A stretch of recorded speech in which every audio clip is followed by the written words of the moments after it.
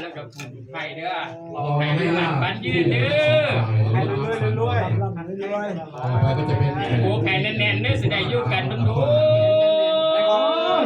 นี่ลูกเต็มบ้านพี่หลานเต็มเมืองบอกเราผลิตเราข้าวเขาแล้วพอผลิตจะได้เท่าจะได้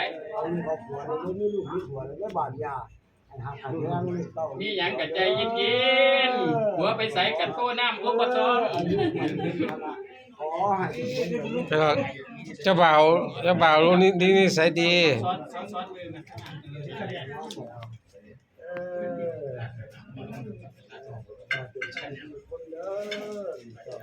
วันนี้พ่อของเจ้าสาวอวยพรให้ทั้งสองให้มีความสุขรักกันยั่งยืน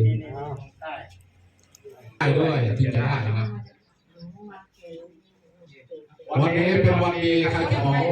แต่งงานขึ้นบ้านใหม่ที่วันดีมากเลยครับ13 ค่ำเดือน 4ครับขึ้นแล้วนอนอีกคืนนึงเลยจะมา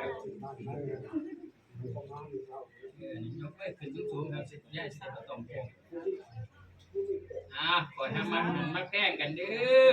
เมียไปใส่กับผัวไปตามเด้อให้ไปน้ำกันนั่นละอย่าติดอย่าหนีกันได้